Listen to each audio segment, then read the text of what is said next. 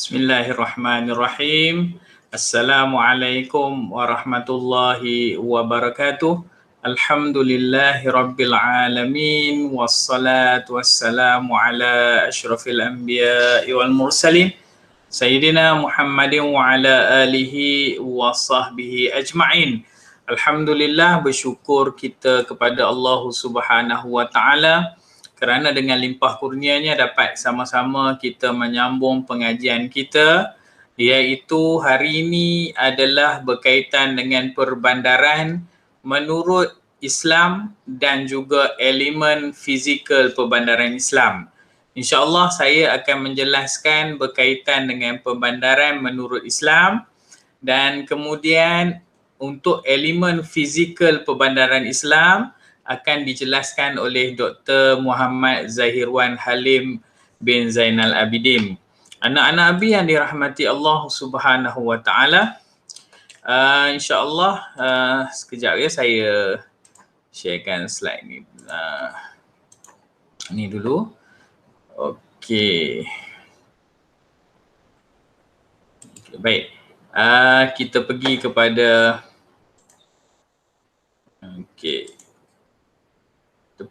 perbincangan kita hari ini, iaitu berkaitan dengan konsep bandar. Ya.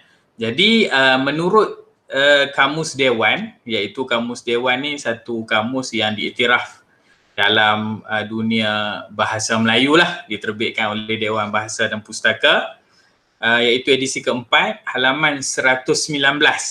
Kamus Dewan ni mendefinisikan bandar sebagai tempat atau pusat yang ramai penduduknya dan terdapat banyak urusan dan perniagaan dijalankan. So ikut Kamus Dewan ni, definisi kepada bandar tu ialah satu tempat yang ramai penduduknya, banyak urusannya dan dijalankan perniagaannya di situ. Itu untuk kamus, maksudnya itu definisi yang diberikan oleh Kamus Dewan. Kemudian kita pergi lagi kepada definisi yang diberi oleh seorang sarjana Islam, iaitu tuan guru kami semualah, Dr. Ahmad Zaki Abdul Latif, dalam bukunya Perbandaran Timur Tengah.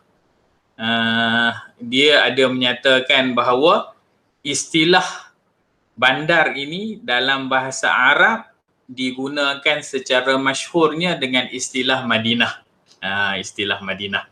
Yang mana istilah Madinah ni apa? Istilah Madinah ini adalah yang seperti mana yang digunakan oleh Nabi SAW menukarkan nama Yathrib kepada Madinah Al-Munawwarah. Apa maksud Madinah Al-Munawwarah? Bandar Al-Munawwarah tu bandar yang bercahaya. Bercahaya dengan apa? Bercahaya dengan sinar Islam. Jadi anak-anak yang dirahmati Allah Subhanahu wa ta'ala, kemudian Dr. Ahmad Zaki ni juga memberikan beberapa istilah lain sepanjang pekajiannya pada penulisan-penulisan sarjana, sama ada sarjana Islam ataupun sarjana Barat. Beliau meletakkan beberapa lagi istilah dalam bahasa Inggeris dan juga bahasa Arab yang menggambarkan istilah bandar juga, iaitu kalau dalam bahasa Arab ada digunakan bilad, ada digunakan baladatun, ada digunakan mis, ada digunakan madaratun, dan ada juga istilah yang digunakan sebagai fustat. Kemudian dalam istilah Inggeris biasanya, kata Dr. Ahmad Zaki, dua istilah utama digunakan, iaitu town, bandar, dan juga city. Ni dapat dilihat pada perbahasan Dr. Ahmad Zaki dalam bukunya pada halaman 5 hingga halaman 10. Kemudian anak-anak yang dirahmati Allah Subhanahu wa ta'ala, selain daripada pendefinisian yang dibuat oleh Dewan Bahasa oleh sarjana Islam Dr. Ahmad Zaki, ada juga beberapa sarjana lain yang mendefinisikan bandar. Jadi antaranya pendefinisian dalam buku Dr. Mahayuddin Haji Yahya menyatakan bahawa konsep bandar ini didefinisikan dengan pelbagai perspektif. Antaranya adalah daripada perspektif sosiologis, ni orang yang sosiologis ni apa? Orang yang mengkaji berkaitan dengan kehidupan manusia. So, apa yang didefinisikan oleh orang-orang sosiologis ni? Kan? Jadi yang pertama adalah konsep bandar menurut orang-orang ahli sosial ni ialah bandar itu mestilah mempunyai penduduk yang ramai dan latar belakang penduduk yang pelbagai. Macam sekarang ni lah anak-anak yang dirahmati Allah contohnya lah dekat bandar besar Ipoh katakan, ataupun dekat bandar besar KL katakan, bandaraya katakan. Jadi di bandaraya tu ada pelbagai latar belakang manusia lah. Kan ada yang warga negaranya, ada yang bukan warga negaranya, kemudian di sudut pekerjaannya yang pelbagai, ada yang gurunya, ada yang kerja dengan kerajaan, ada yang kerja dengan swasta, ada yang kerja dengan sendiri. Itu menunjukkan latar belakang berbagai. Dan di Kuala Lumpur pun ada yang datang daripada pelbagai negeri, ada yang orang Kelantan, ada orang Johor, ada orang Selangor, ada orang Melaka, ada orang Kedah. Itu menunjukkan latar belakang yang pelbagai. Okey, itu definisi yang didefinisikan oleh ahli sosiologi. Definisi bandar dari sudut ahli geografi juga berbeza. Ahli geografi pula mendefinisikan bandar berdasarkan kepada lapangan dan tempat. Kita pun belajar geografi. Geografi ni cerita tentang kedudukan bumi, tempat dan sebagainya kan. So orang-orang geografi ni dia mendefinisikan bandar berdasarkan kepada keadaan satu tempat dan juga lapangan. So kita tahu bentuk muka bumi kita ni ada pelbagai. Ada tempat yang contohlah musimnya dia ada 4 musim. Ada musim bunga, musim luruh dan sebagainya. Ada tempat beriklim khatulistiwa, iaitu kita definisikan sebagai beriklim panas dan lembap sepanjang tahun. Kalau negara Arab lain pula ciri geografinya. Kan ada keadaan padang pasir, panas, gurun Sahara dan sebagainya. Okey, kemudian dari segi ahli ekonomi pula mendefinisikan bandar tu dari skop ekonomi. Ekonomis mendefinisikan bandar dari skop ekonomi apa dia? Bandar itu menjadi satu tempat perniagaan. Kan? So bandar itu tempat aktiviti ekonomi dijalankan. Begitulah bila kita duduk di bandar ni banyak benda yang kita boleh akses dengan mudah. Kita nak makan apa pun mudah di bandar berbanding dengan kita duduk di kawasan kampung.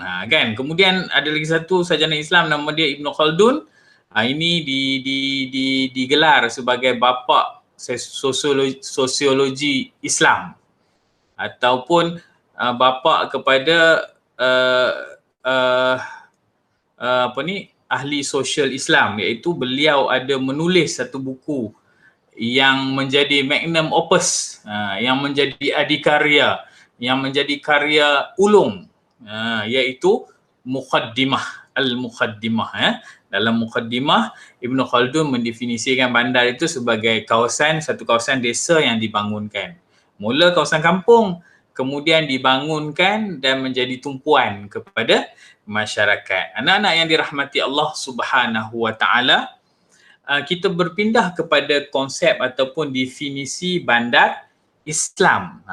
Bila kita bercakap tentang konsep bandar Islam ni, dia tidak dapat lari daripada 3 istilah yang berkait antara satu sama lain. Yang pertama adalah istilah din.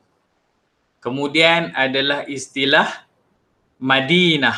Kemudian ada istilah Madaniyah. Istilah-istilah ini berkait rapat antara satu sama lain. Berasal daripada 3 huruf. Dal, ya, nun. Jadi daripada dal, ya, nun tu keluarlah din. Ad-din. Din ni apa? Din ini adalah cara hidup kita. Islam sebagai ad-din. Islam itu sebagai cara hidup kita. So dia merangkumi apa? Merangkumi kepercayaan, pemikiran, praktis, etika dan juga kolektiviti. Maksudnya merangkumi kita punya amalan seharian. Nah, kemudian istilah yang kedua adalah Madinah, iaitu sistem yang mengandungi institusi-institusi seperti institusi awam, swasta, perumahan, simbol, tanda-tanda, taman-taman, lorong-lorong dan juga melambangkan masyarakat sesuatu tempat. Dalam istilah yang mudah, Madinah ini kalau kita tengok tadi dia mengikut definisi Ibn Khaldun, dia pembangunan sesuatu kawasan. Macam mana nak jadikan kawasan itu sebagai bandar? Dia dibangunkan dan menjadi tumpuan pada masyarakat tersebut. Kemudian ada ciri yang ketiga ataupun istilah ketiga iaitu Madaniyah. Madaniyah ini apa dia? Dikaitkan dengan usaha-usaha yang committed sebagai daripada orang Islam untuk mewujudkan dan mengukuhkan institusi khalifah sebagaimana diperintahkan oleh Allah Subhanahu Wa Taala. So sebab itulah Madaniyah ni dikaitkan dengan sesuatu yang memiliki ciri pembangunan, ciri tamadun, iaitu pembangunan daripada sudut fizikal dan juga rohani. Begitu juga kita dapat lihat beberapa definisi bandar Islam yang dikemukakan antaranya oleh Ismawi pada tahun 1989. Dalam penulisannya dia menyatakan bahawa bandar Islam itu adalah bandar terancang yang membolehkan penduduknya mempraktikkan Islam. So itu baru nama bandar Islam. Kalau boleh praktik Islam, bebas praktik Islam, itulah yang dinamakan sebagai bandar Islam. Kemudian Rosdan 2001, iaitu dia definisikan bandar Islam ini sebagai satu bentuk orientasi daulah dan syariat Islam sebagai asas, Quran dan Sunnah sebagai rujukan tertinggi. Maksudnya ia juga dikaitkan dengan rujukan tertinggi satu bandar itu, iaitu Al-Quran dan As-Sunnah. Maksudnya dari sudut rujukan dan praktikalnya mesti ada amalan Islam di bandar tersebut, baru kita definisikan sebagai bandar Islam. Baik, kemudian saya pindah kepada konsep asas bandar Islam seperti mana yang disebut dalam Al-Quran.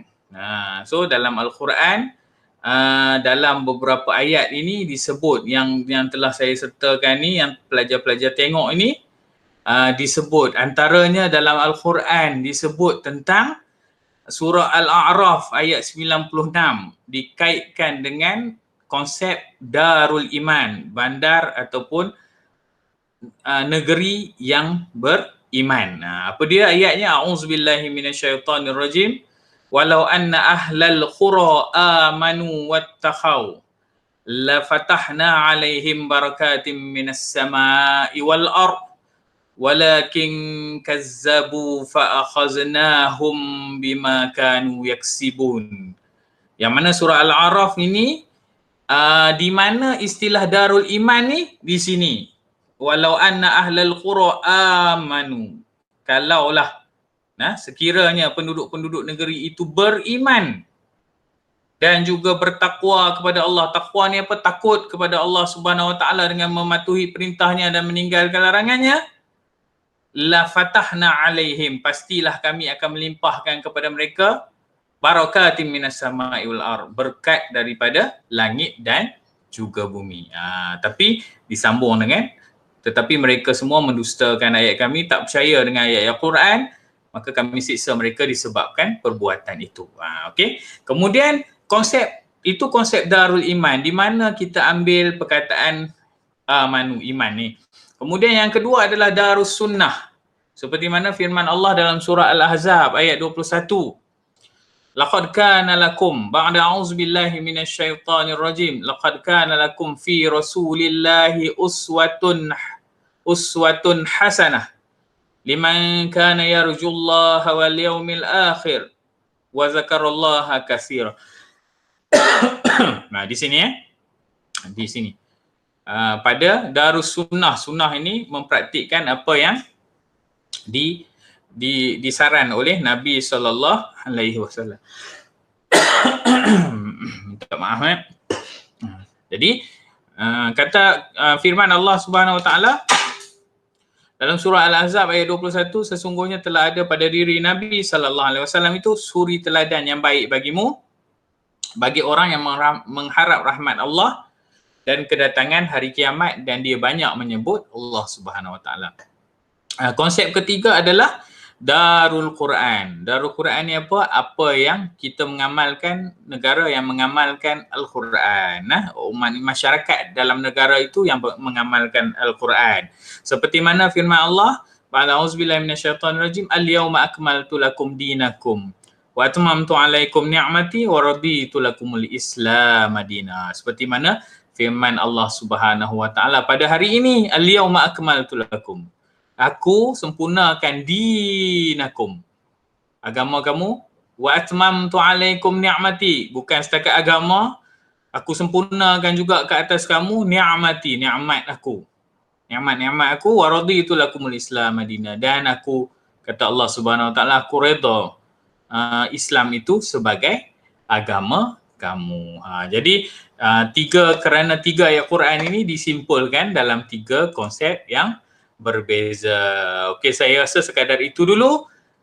Elemen fizikal perbandaran Islam ini akan dijelaskan oleh sahabat saya Dr. Zahirwan Halim bin Zainal Abidin. Jadi mudah-mudahan ia memberi manfaat kepada kita semua.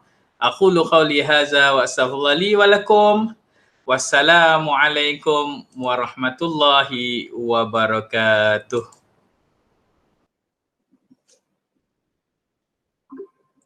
Bismillahirrahmanirrahim. Assalamualaikum warahmatullahi wabarakatuh.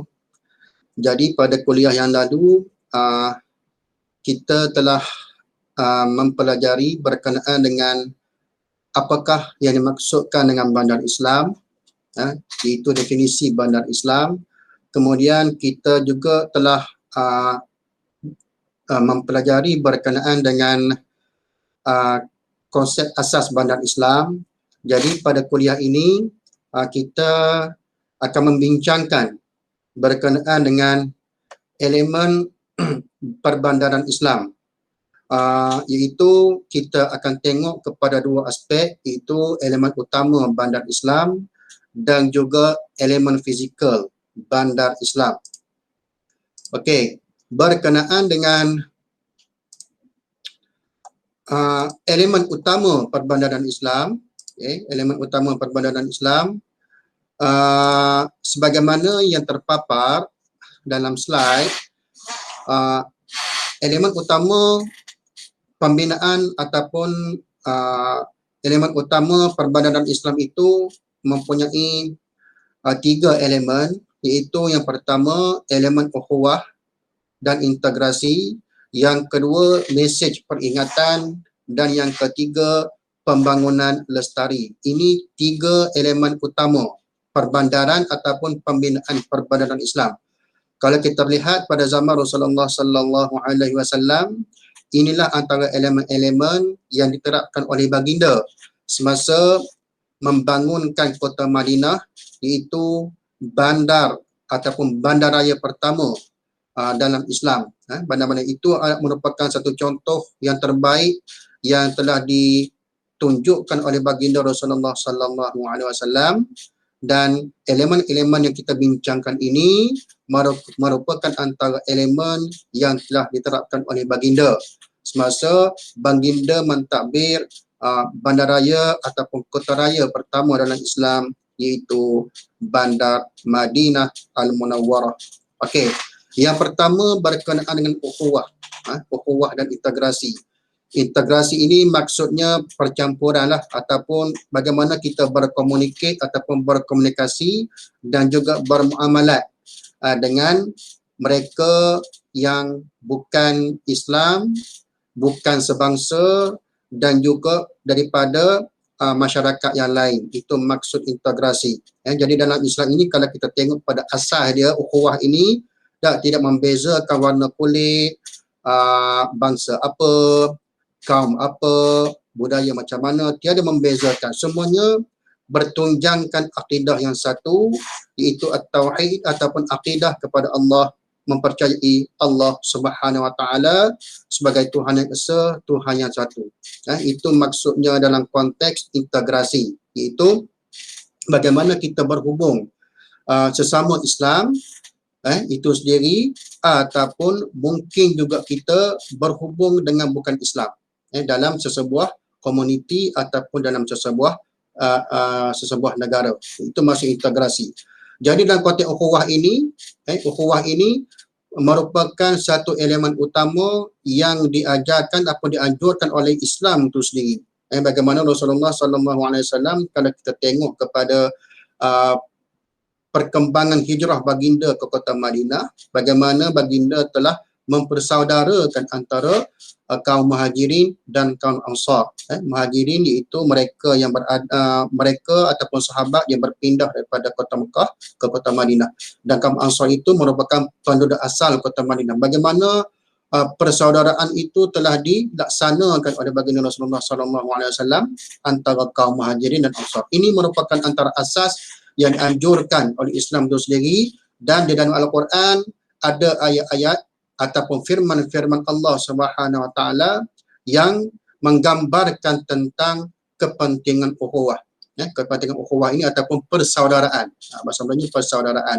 Antaranya dalam surah Al-Hujurat, Allah Subhanahu Wa Taala telah berfirman, A'udzubillahi minasyaitonir rajim, innamal mu'minuna ikhwatun fa aslihu baina akhawaykum. Yang bermaksud sesungguhnya kaum muslimin itu adalah bersaudara. Ikhwatun fa aslihu baina akhawaykum, maka berbuat baiklah sesama saudara kamu. Ini merupakan antara elemen yang perlu diterapkan sehingga kini dalam konteks bermasyarakat ataupun dalam konteks kita menjalankan kehidupan dalam sesebuah penempatan ataupun dalam sesebuah komuniti. Dan kalau kita lihat dalam aspek ini, bagaimana Islam itu menekankan aspek kejiranan, dan dalam konteks muamalat, bagaimana Islam itu menggalakkan kita untuk cakna ataupun mengambil berat tentang saudara-saudara kita yang berada di sekeliling ataupun dalam konteks kekeluargaan itu sendiri. Kemudian kalau kita lihat untuk mempermudahkan ataupun untuk menjalankan kehidupan ataupun mengangkat konsep ukhuwah ini, maka dalam sesebuah penempatan ataupun dalam sesebuah perbandaran ataupun bandar yang dibangunkan, maka telah ada kemudahan-kemudahan tertentu yang telah dibuat untuk menyatupadukan ataupun untuk mempereratkan hubungan antara masyarakat yang ada. Contohnya jalan raya untuk mempermudahkan hubungan, kemudian ada elemen-elemen seperti sekolah dan pusat membeli belah dan lain-lain sebagaimana yang kamu lihat di slide yang tertera. Itu antara kemudahan. Kemudian ada kawasan perumahan yang yang sangat perlu ataupun dalam konteks syariahnya merupakan aspek daruriyat. Rumah ini merupakan aspek yang sangat diperlukan untuk manusia menjalani kehidupan sehari-hari. Ukhuwah ini merupakan elemen utama yang pertama berkenaan dengan pembinaan bandar Islam. Mesti didasarkan ataupun diasaskan kepada konsep ukhuwah, supaya kita ni saling kerjasama, saling sayang menyayangi antara satu sama lain. Yang perlu dielakkan ialah perpecahan dan juga perbalahan yang boleh mengakibatkan huru-hara dan juga pertumpahan darah. Okey, itu yang pertama. Yang kedua, mesej ataupun yang dalam bulat tu dikata mesej peringatan. Mesej ini menggambarkan bahawa bandar Islam itu mampu memberikan satu daya ataupun satu ingatan yang besar yang kuat kepada Allah Subhanahu Wa Taala. Maksudnya di sini contoh pembinaan masjid yang kalau kita lihat dalam aspek perancangan bandar Islam itu lazimnya dibina di tengah-tengah bandar. Itu merupakan satu mercu untuk umat Islam itu mengingati Allah Subhanahu Wa Taala setiap masa tu. Kerana kalau kita lihat pada hari ini masjid itu akan melaungkan azan setiap 5 waktu sehari semalam, merupakan satu daya ingatan yang perlu untuk kita terapkan dalam diri ke arah mengingati Allah Subhanahu wa taala, dan juga mungkin boleh memberikan kita satu keinsafan dan menyedarkan kita kepada dosa-dosa yang kita buat sehari-hari. Contohnya kalau kita lihat dalam konteks bandar dahulu pun, memang masjid itu merupakan antara elemen utama sebagai satu institusi yang memberikan satu syiar untuk umat Islam itu mengingati Allah Subhanahu wa taala dan lazimnya berada di tengah-tengah kota ataupun sesebuah bandar. Begitu juga kalau kita lihat dengan aspek mengingati kematian. Bagaimana dalam elemen pembinaan bandar Islam itu adanya tanah-tanah perkuburan. Di mana-mana saja kalau kita lihat, termasuklah dalam keadaan semasa pada hari ini pun kita lihat disediakan tapak-tapak perkuburan di setiap daerah ataupun setiap penempatan. Itu antara perkara yang diterapkan ataupun yang perlu ada, kerana kita ni pada satu hari nanti akan menghadap Allah Subhanahu wa taala, itu akan menghadapi kematian dan perlu pada elemen ini. Dan antara mesej utama adanya tanah perkuburan selain untuk kita mempermudahkan kita untuk mengebumikan jenazah, maka ianya menjadi satu daya ingatan kepada kita bahawa satu hari nanti kita pun akan berada di situ juga. Kerana setiap makhluk yang hidup pasti akan meninggal dunia. Dan itu antara mesej dalam elemen-elemen yang ada yang boleh memberikan kita satu keinsafan, satu kesedaran ke atas kita sebagai makhluk Allah Subhanahu wa taala, apakah tanggungjawab kita sebagai makhluk Allah Subhanahu wa taala, dan mengingatkan kita bahawa kehidupan di atas muka bumi ini tidak kekal selama-lamanya. Okey, itu yang kedua. Yang ketiga, lestari. Pembangunan lestari ataupun kita panggil sustain, melestarikan. Pembangunan lestari maksudnya dalam aspek-aspek yang kita buat dalam pembangunan sebuah bandar itu, maka kita perlu mengutamakan proses pemeliharaan, proses pemeliharaan terhadap unsur-unsur alam yang ada. Maksudnya di sini unsur-unsur alam yang semula jadi perlu dikekalkan, perlu dijaga, perlu dipelihara agar tidak rosak dan musnah yang akan memberikan impak ataupun kesan yang negatif terhadap kehidupan pada sesuatu ketika. Kerana apa sahaja yang Allah Ta'ala jadikan di sekeliling kita memang untuk mempermudahkan, memberikan satu kehidupan yang baik kepada manusia itu sendiri. Jadi keperluan untuk melestarikan alam ini sangat diutamakan dalam pembinaan bandar. Walaupun kita dibenarkan untuk menjalani kehidupan, dibenarkan untuk membangunkan sesebuah kawasan atau penempatan, cuma dalam konteks yang lebih utama, unsur-unsur alam yang berada di sekeliling kita perlu kita jaga supaya tidak rosak, musnah, binasa, ia akan memberikan impak yang negatif kepada kehidupan manusia itu sendiri yang mengakibatkan pelbagai malapetaka ataupun mungkin musibah ataupun bencana yang tidak dapat dielakkan bila alam sekitar itu dimusnahkan dengan sewenang-wenangnya untuk pembangunan. Jadi perlunya kepada pemeliharaan alam sekitar, perlunya kepada pemeliharaan alam sekitar. Pemeliharaan itu kalau kita lihat dalam slide itu, penanaman semula pokok contoh, dan juga memulihkan sungai-sungai dan laut-laut yang tercemar daripada angkara perbuatan manusia itu sendiri. Okey, itu tiga elemen utama pembinaan perbandaran Islam, iaitu ukhuwah, kemudian yang kedua mesej, dan yang ketiga adalah lestari. Seterusnya elemen fizikal bandar klasik Islam.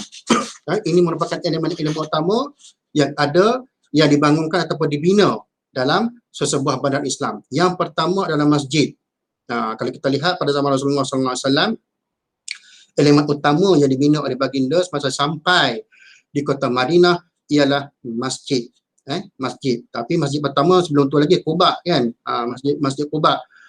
Dalam Quran menyebut firman Allah SWT, a'udzubillahi minasyaitonir rajim, masjidun ussisa 'ala taqwa, itu merujuk kepada Masjid Quba. Kemudian baginda sampai di kota Madinah, baginda telah membina sebuah lagi masjid, iaitu masjid yang dikenali dengan Masjid Nabawi. Masjid Nabawi sampai hari ini telah mengalami proses pembesaran yang drastik untuk menampung bilangan jemaah yang semakin ramai daripada sehari ke sehari. Okey, masjid merupakan antara elemen utama. Jadi dalam konteks masjid ini, apa yang perlu kita lihat ialah berkenaan dengan fungsi masjid ataupun peranan masjid. Baik satu ketika dahulu ataupun mungkin kita boleh tengok pada fungsi masjid pada hari ini. Antara fungsi masjid yang boleh kita ringkaskan, pertama, tak dapat lagi sebagai pusat ibadah. Itu yang pertama. Yang kedua, pusat pendidikan. Kita boleh katakan sebagai pusat pendidikan. Zaman Rasulullah pun masjid merupakan pusat pendidikan. Yang ketiga, mungkin kita boleh katakan pusat riadah. Dalam konteks masa, dalam konteks sekarang, kita boleh jadikan masjid itu sebagai tempat ibadat satu. Mungkin kita boleh bangunkan prasarana-prasarana untuk kegiatan riadah. Contohnya gelanggang futsal, gelanggang takraw dan lain-lain yang dipikirkan sesuai. Kita boleh bangunkan. Kemudian kita boleh katakan juga masjid ini sebagai pusat menerima tetamu. Zaman Rasulullah SAW, masjid merupakan tempat untuk menyambut ataupun menerima tetamu. Dan mungkin pada hari ini pun kita boleh aplikasikan berkenaan dengan konsep menyambut tetamu di masjid. Mungkin kita boleh aplikasikan dalam situasi ataupun suasana yang tertentu. Kemudian yang lain-lain mungkin ada lagi fungsi masjid. Contohnya kita boleh katakan juga masjid berfungsi sebagai pusat kemasyarakatan contohnya, dengan mengadakan majlis-majlis tertentu, dengan sambutan-sambutan tertentu, sambutan-sambutan keagamaan yang boleh menarik masyarakat untuk berkunjung ke masjid selain untuk beribadah. Okey, itu yang pertama. Yang kedua, suk. Suk ini bermaksud pasar. Suk bahasa Arab dan bahasa Melayu pasar. Tempat untuk membeli barangan keperluan. Ini merupakan keperluan utama yang perlu ada dalam sesebuah bandar untuk masyarakat mendapatkan barang-barang keperluan untuk hidup sehari-hari. Barang asasi dan juga lain-lain. Ini merupakan elemen yang ada juga semasa zaman Madinah. Bagaimana baginda Rasulullah SAW, kalau kita lihat dalam sirah, baginda telah mengasaskan pasar untuk masyarakat Islam berniaga. Kalau sebelum tu ada pasar Yahudi. Tetapi baginda telah membangunkan lagi sebuah pasar untuk umat Islam menjalankan perniagaan. Okey, ini merupakan elemen yang kedua yang ada dalam sesebuah bandar. Yang ketiga, kasbah. Okey, kasbah ini kita boleh katakan satu aspek berkenaan, kita boleh katakan adalah istana. Istana yang iaitu kediaman para pemimpin ataupun para penguasa.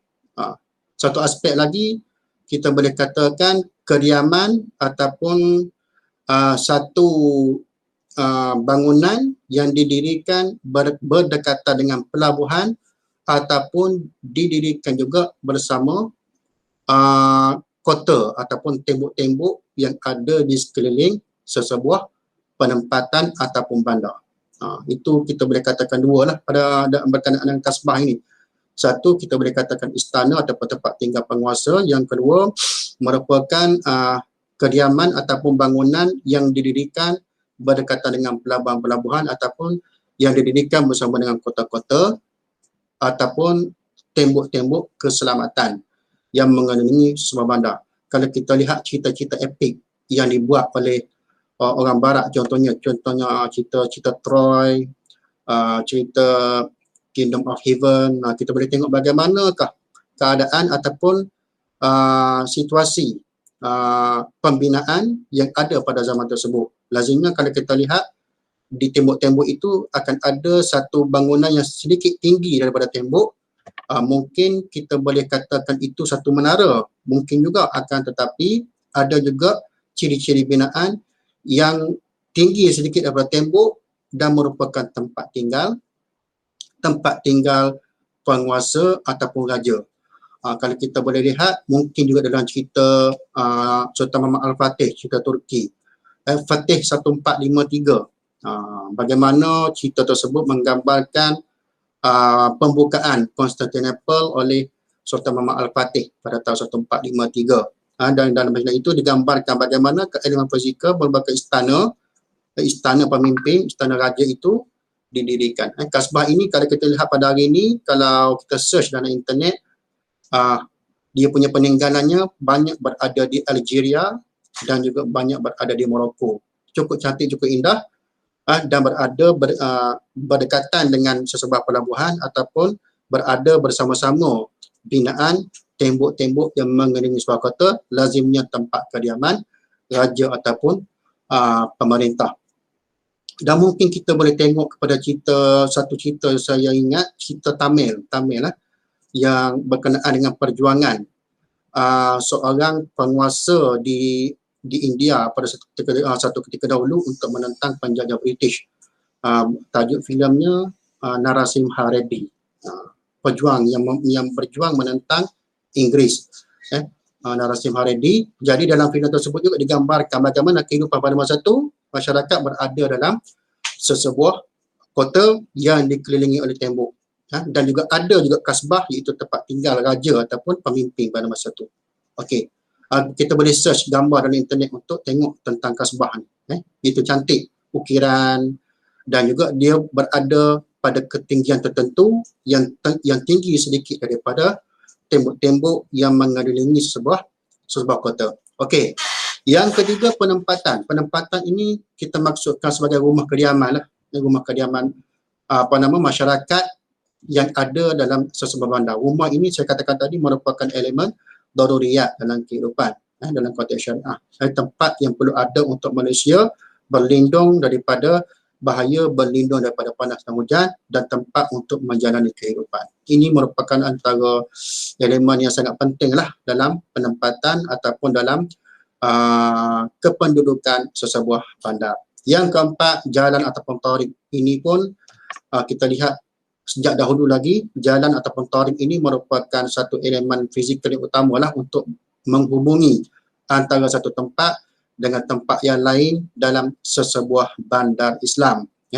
Lazimnya ada jalan besar, ada yang berbentuk lorong-lorong untuk menghubungi satu tempat ataupun satu bangunan dengan bangunan yang lain. Kalau dulu dia punya ukuran dia perselisihan 2 ekor unta, selisih 2 ekor unta untuk pembinaan sesebuah tarik ataupun jalan. Tapi hari ini kita boleh upgradekan, mungkin perselisihan 2 buah kenderaan, sama ada kereta ke lori ke, itu bergantung kepada perancangan ataupun elemen-elemen yang telah ditetapkan oleh pihak berkuasa. Bagaimana keadaan pada hari ini? Dia ada ukuran dia tertentu untuk pembinaan bandar. Pembinaan jalan ataupun tarik. Okey.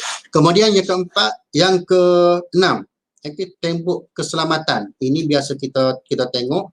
Lazimnya saya katakan tadi dalam filem-filem epik ada digambarkan tentang kehidupan masyarakat dalam sebuah kota yang dilindungi oleh tembok keselamatan. Dikatakan juga Bandar Madinah Al-Munawwarah satu ketika dahulu juga pernah dikelilingi oleh tembok keselamatan ataupun tembok kota. Untuk banyaklah kelebihan dia ni, antaranya untuk melindungi penempatan ataupun bandar tersebut daripada diserang oleh pihak musuh contohnya. Itu antara yang utamalah fungsi dia, tembok keselamatan. Ini merupakan satu elemen utama satu ketika dahulu. Dalam bandar-bandar kuno ataupun bandar-bandar klasik, memang tembok kota ataupun tembok keselamatan itu merupakan satu keperluan dan dibina oleh penguasa ataupun pemerintah yang membangunkan sesebuah bandar. Ini banyak kita tengok cerita-cerita epik, banyaklah.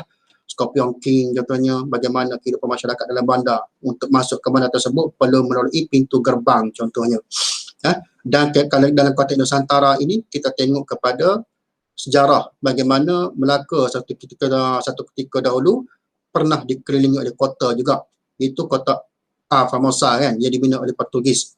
Dan akhir sekali tembok-tembok tersebut banyak dimusnahkan oleh pihak Inggeris yang berjaya mengambil alih daripada Belanda dan juga Portugis. Kalau kita lihat bagaimana dimusnahkan kota tersebut. Kota tersebut dibina oleh Portugis, kemudian dimusnahkan oleh pihak Inggeris yang menakluk Melaka suatu ketika dahulu. Yang tinggal pada hari ini hanya pintu gerbang kota saja.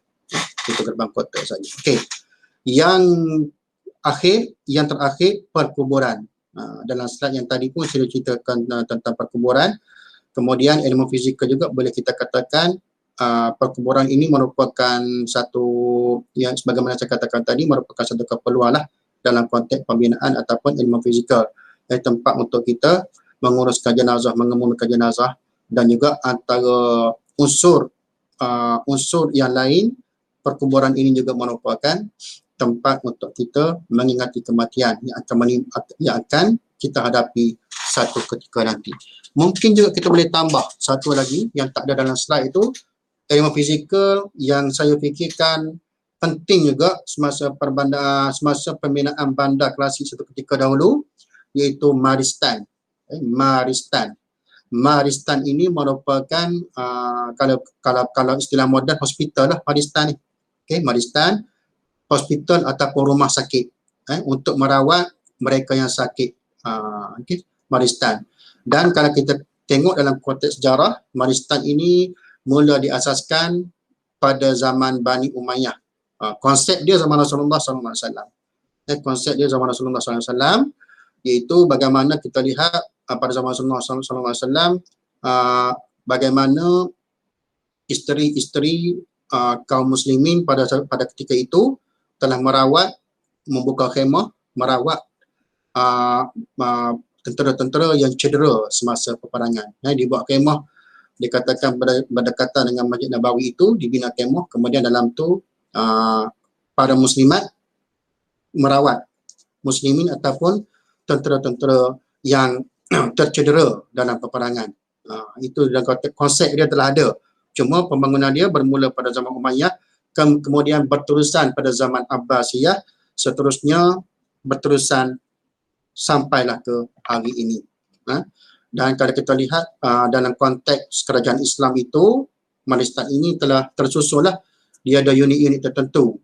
Macam hari inilah ada bahagian contoh bahagian onkologi dan lain-lain.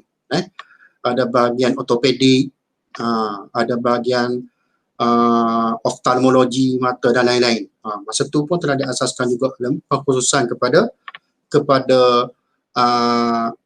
penyakit-penyakit ataupun masalah-masalah kesihatan yang tertentu.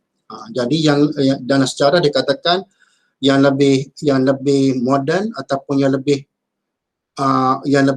membangun pada masa itu dibina semasa zaman Ibn Tulun, seorang penguasa Islam suatu ketika dahulu di Mesir, Maristan di Mesir, ya, zaman Ibn Tulun. Okey. Itu antara merupakan ilmu fizikal yang ada dalam bandar klasik, termasuk di hospital atau Maristan yang saya ceritakan tadi.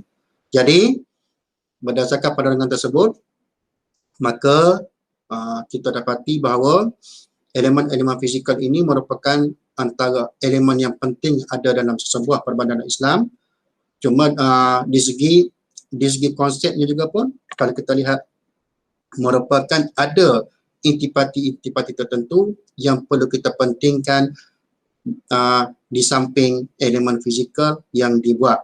Adanya unsur-unsur yang bersifat dalaman ataupun rohani, macam ukhuwah dan lain-lain.